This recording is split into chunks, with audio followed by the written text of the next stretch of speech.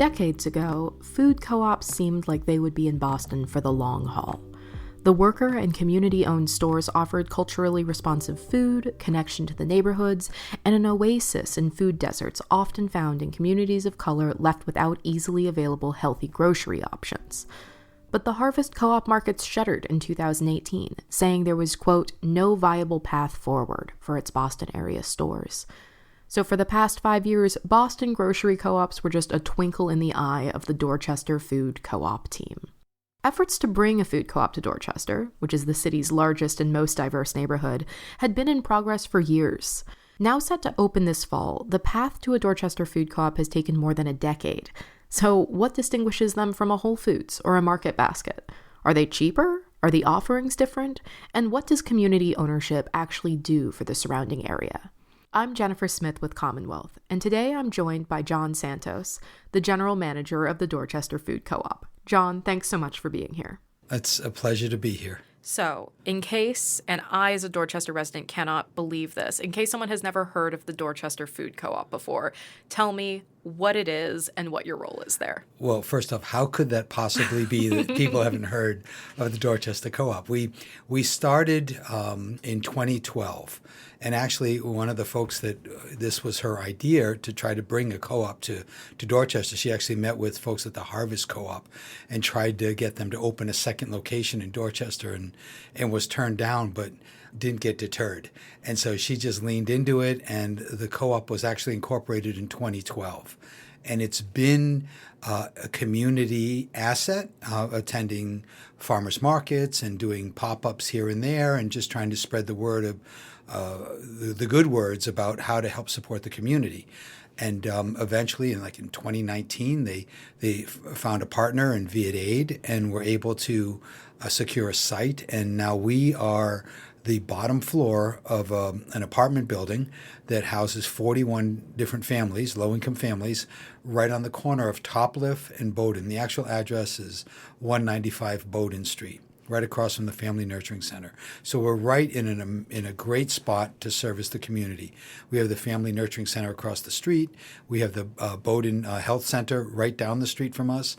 So we're really poised to have good outreach. And we have strong partnerships with both of those organizations, as well as other community organizations that service, Roslindale and all over the landscape. I have to put a disclaimer out. I am a resident of Providence, so I'm still learning the cities. I did serve as the general manager at Tropical Foods on Melnia Cass for about 3 years. So I do know some of Boston, but I can tell you all about Benefit Street in Providence.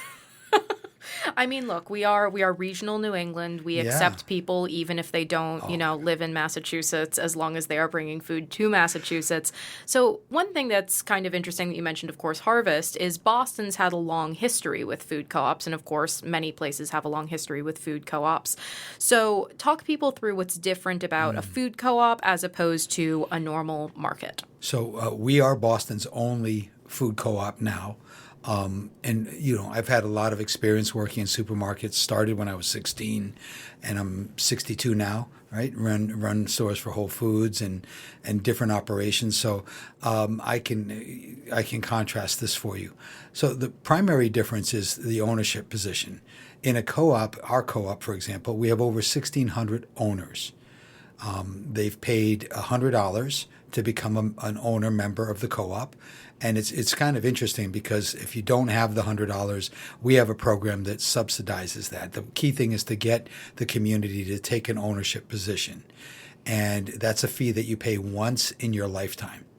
And that gives you the opportunity to be part of the decision-making process, have your voice heard as to what foods are going to be offered in this community and what the operating processes and policies are for the organization. So we're committed to buying locally produced and grown foods. We're committed to hiring from our community. We are committed to trying to offer the goods that are culturally relevant to the community, to the members of our community, and hearing from them what they want us to do with our influence. Mm-hmm. So it's much more than just a grocery store. I mean, right now we're actively participating with CSAs as a distribution point. So there are farms around the city that bring their goods to us, and we distribute them for them. We deal with organizations like JVS, where we bring in interns. These are youth that have cognitive challenges, and it's a real world working environment where they get to hone their skills. And they have counselors, but we've been approached by a number of different organizations to partner. And that's all key, part and parcel to what we're about. If I could delve into a few of the things that you pieced out there. So one of them is kind of the different types of food and the different kinds of sort of cultural awarenesses that you're trying to bring in. So what is it, for instance, that makes food offerings culturally responsive, and what sorts of feedback have you gotten so far from what people are looking for in Dorchester? Sure. So if you walk into tropical foods, for example, you're going to see plantains and yuca and all kinds of yams, things you might not be very familiar with. And you'll find certain ingredients on the shelf, like Titus sardines, for example. Now, before I went to work at Tropical Foods, I was a store manager at Whole Foods for many years, and I thought that I had all there was to be an expert in this field. And then when I got to Tropical, I discovered I really didn't know anything about the ethnic customer, and that folks from Africa prefer Titus sardines, not just any sardine, that brand of sardines. So it's being sensitive to those kinds of products and brands that is kind of a launching point. So when we go for the Dorchester Food Co-op, we are partnering with suppliers that have a great source of access to specific ethnic ingredients, stuff that they're bringing across, right from abroad. For example, the bread that we sell, a couple of the options are pan sabao and pan de agua. And these breads are actually made in Puerto Rico. Now, before we started talking, sourdough came up from San Francisco. Well, people don't realize that what certain foods like bread, it's really an artisan product, and it takes into what impacts it is the humidity, the altitude, the ingredients, and even the skill level of how this bread is handled. And that's why you can't find baguettes like you can find in Paris. You can't find sourdough like you can in San Francisco. Even if you take the baker from San Francisco and move them to Boston, their product isn't the same. So this pan sabao and pan de agua is actually made with Puerto Rican water and flour and yeast, and it's made. The dough is prepared at that altitude, at sea level. Interesting. And so that has an impact on the flavor and taste of that bread. And there's many things that go like that. But we hire from the community, and our store speaks Haitian Creole, Cape Verdean Creole, and then Portuguese, of course, and Spanish and Somali. So we have a lot of people that are contributing to our product selection, our product mix. And we have, there's no lack for volunteers to bring in their grandmother's recipe, their abuela's recipe for sancocho, and then so those are the kind of resources that we have, and as well as our owners offering their recipes. So those are the ingredients that we're talking about here, but then of course it needs to then be combined perhaps into something that someone could just walk in and walk out with. So is that also factoring into kind of the cultural conversation? Well, you touched on one of the most exciting parts about our store, because oftentimes people will come in and see ingredients that they've never worked with before, but they're curious about. And especially today, as America is evolving and we have more and more cultural identities manifesting at the grocery store, some of these ingredients are foreign. So a prepared foods department that offers these products as part of their selection, if you will, gives a customer a chance to try something, and then maybe inspires them to buy that yuca or that name, that yam, or callaloo. These are different items that are very important to certain cultures, but not necessarily familiar to other cultures. Many of the conversations about kind of the food that's available in different Boston neighborhoods, it's not just a Boston thing specifically, obviously, but we're talking about Boston here, is that you can end up with a food desert problem where there just aren't really a lot of available food options in certain communities, or they're kind of very limited foods, very kind of prepared and then, vacuum sealed packaged foods, not a lot of healthy foods. So talk to me a little bit about the broader food context around the store, and then possibly how it tries to address that. So this is the very serious part of the conversation. We're pivoting from bread. Yes. So it really it speaks to the challenges that these smaller stores have, these bodegas and other operators. If you're a small operator, you generally it's a family. If it's the owner of a bodega is a mom and a dad and maybe a couple of kids and maybe an aunt or uncle involved. So they have to be incredibly careful with the losses that they incur. So the decisions around the foods that they offer really begin with how much of it are we going to lose. So when you start to think about packaged foods, those have a long shelf life. Those are what we call shelf stable. But when you get around fresh foods, fresh produce, fresh meat, fresh seafood, now you're talking about loss. And unless you have the capacity to cook those items off and offer them for sale and control your losses, it's going to eat into your profits. And in our industry, a well-run supermarket, after it pays its bills, gets to keep about a penny to a penny and a half of profit. So our margins are incredibly thin. It's very difficult to absorb substantial losses.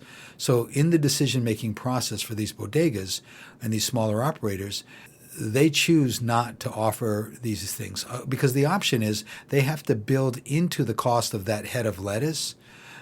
If there's 12 heads in a box and they're going to lose 8, the 4 they sold has to pay for the 8 and then provide so that they price themselves out of the market. And that's really why you see it's not because these markets don't want to carry these items, is that they can't afford to absorb the losses. So a market like ours, we've incorporated a prepared foods department to help absorb some of our losses. We have relationships where we can donate this food, and then we can spread the burden of profitability across the full format of the store. So grocery and meat and seafood all carry a little bit of that responsibility for paying for the lights and the electricity. And then we have good suppliers that can get us frequent deliveries. So that's the mechanics of how we're going to be able to offer fresh produce in an environment where you might not find that. Because we have diversification in controlling our losses and our what we call our shrink. That's vital. And so it might seem a little obvious kind of from an intuitive perspective, but help me kind of break down what is the impact when you have not had access to that availability of fresh food and then when you do. So again, really deep stuff here. Well, we think initially, if a person doesn't have access to good, healthy, fresh food, then their health is not going to be well, right? So if they've only got packaged, salty, sweet, fatty foods, it's probably going to reflect in obesity, in diabetes, and all of those factors, right? So that's one of the most obvious benefits. There's other benefits. When you're offering fresh produce and fresh meat and things like that, you are inspiring people to cook, not just buy food that is processed and pre-done. So when you're in your kitchen, you might not be there alone. You might be there with other family members. So now we're having an impact on the dynamic of the family. And we know that violence in the community is a byproduct of stress.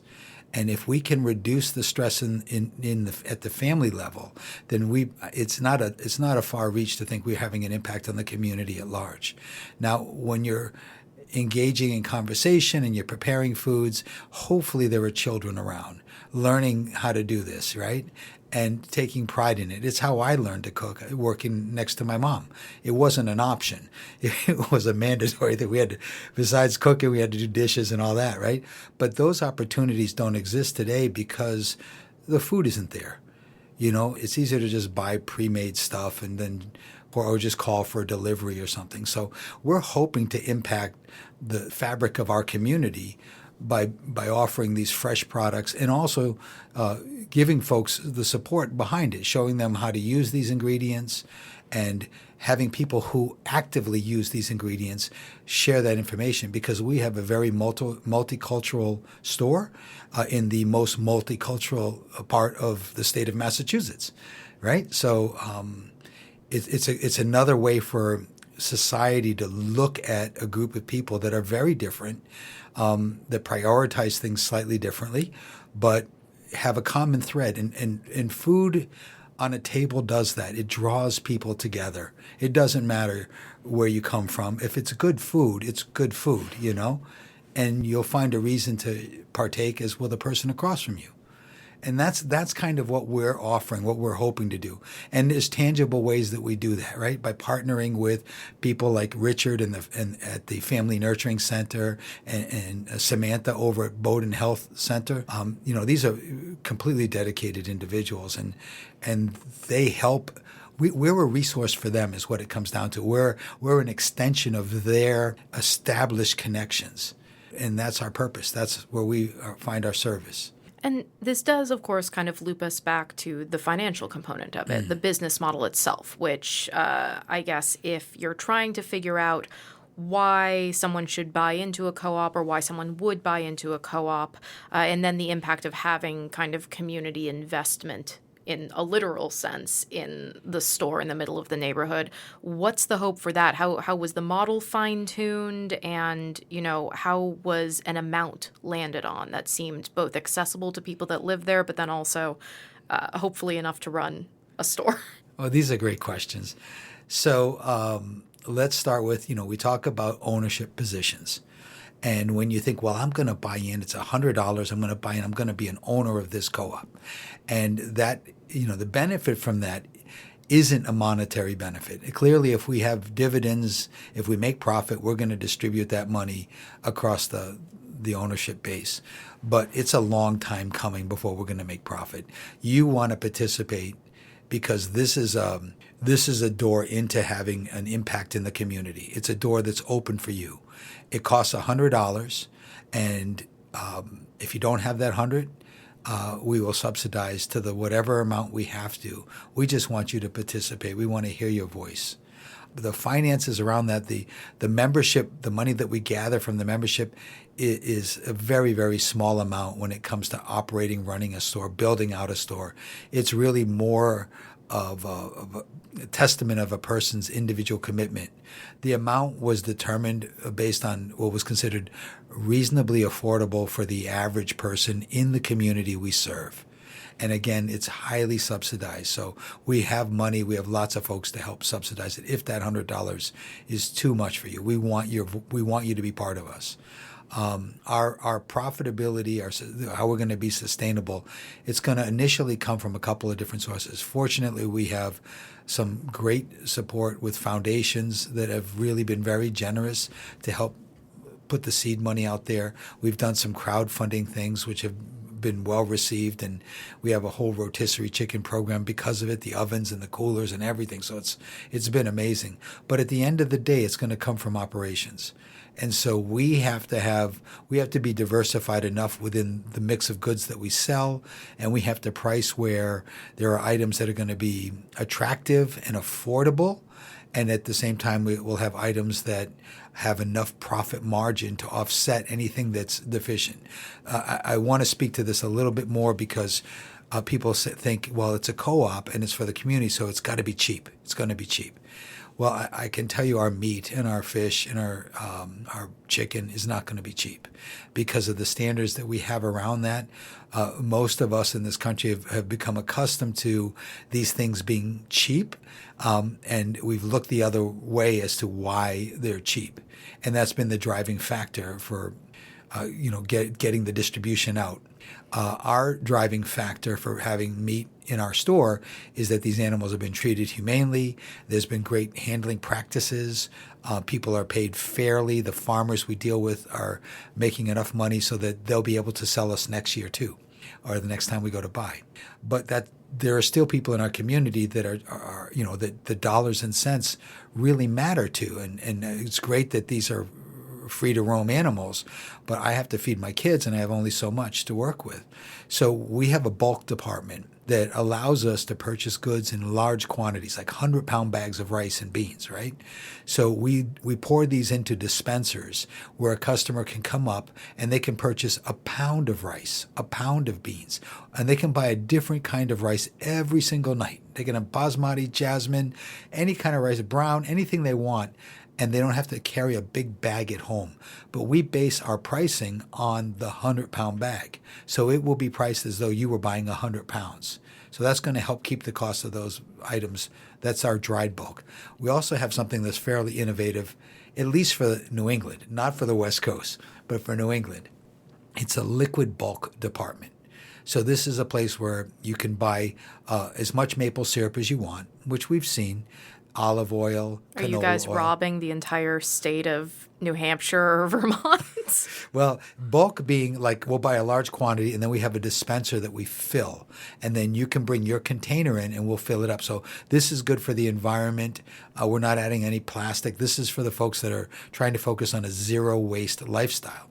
But not only are there going to be edible liquids, there's going to be household cleaners and shampoo and laundry soap.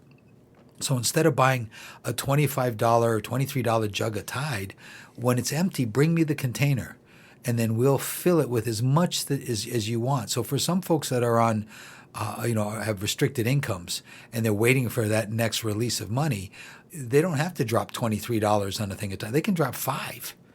And this is all kinds of, this is body soap and anything that's liquid we're going to have available for you.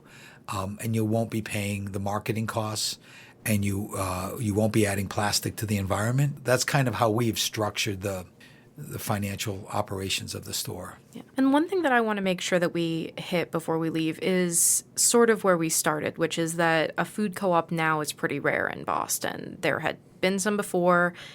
This took 11 years to get going. If I recall, if my math is right, the Dorchester Food Co-op is 11 years in the making. What about it took so long? And then is the idea that this would start kind of a new wave of food co-ops? Another great question. So the thing about co-ops, people find these in the suburbs, Western Mass, New Hampshire. You'll find a co-op where there's a lot of crunchy granola, tree-hugging folks, right? But you won't find them in the city unless you're in New York, and then it's a different kind of co-op model, right? And there's a lot of reasons for that because it's difficult to get locally grown items into the city in the quantities. But that's changing. And Boston is amazing. We have lots of access to support for locally grown and produced items. So we think we can get these things into our store. Also, there's a sense of, will folks value the concerns of the co-op? So like the environment. Does it matter to city folk, if you will, that we're not throwing more plastic into the ocean? And today we see more and more of that happening. But in the co-op world, the ethnic component is incredibly difficult to deal with.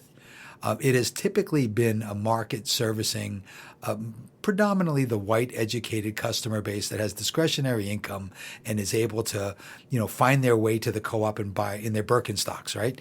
And get what they need. But now we're trying to offer goods that are often foreign to the co-op operators. Yucca and plantain. These are things that are so staples for many cultures, and many co-ops they don't even know how to price them. Selling them by the each $1 a plantain. Boy, that would drive people nuts. And then there's the warming up practice. I mean, a lot of folks look at the co-op as kind of an extension of another major natural food supermarket owned by an internet distribution company, right? I won't say their name. So anyhow, they think that that's who they are. They're really just an extension of Whole Foods, and it's not my store. This isn't for me. So these are the hurdles that co-ops deal with. When I was running Urban Greens in Providence, we had there's not a lot of good things you can say about COVID, but one of the things was that worked out that we were able to leverage and use to our advantage was that the city of Providence was looking for someone to distribute food, to prepare bags of food and distribute it. And since all the other markets, because of their distribution system, their shelves were empty, my co-op Urban Greens was not. Our shelves were full because we weren't dependent on a centralized purchasing platform. We could go anywhere and get anything. So when the city of Providence saw that, the Healthy Communities office, they said, hey, we need to feed 2,000 people a week. Can you do it? So we said yes, not knowing how, but our job is to put food in bags. We can do that. And so that was our inroads. That opened our doors immediately to the communities of color that were looking at us as an outsider, as an extension of that Whole Foods. So we don't have COVID as a leveraging point right now, but we have all of these organizations that Every street corner in Boston has its own neighborhood association. And because of the work done by Jenny Silverman and Robin Sanders and Mary and all these other folks in our co-op, they've been banging at this for years, we're known already. And we have these doors opening and people coming to us every day to get product. We're not open yet, but we have distribution that channels through us of lettuce and collards and the CSAs and all kinds of, so we're constantly giving out food all day long right now. And that is the key into the kitchens of these communities, you know. That's all the time we have this week. Thank you again to John Santos, General Manager of the Dorchester Food Co-op, for joining me. Thank you all for listening, and leave the podcast a rating or review on iTunes if you want to help others find us. We'll be back with you next week.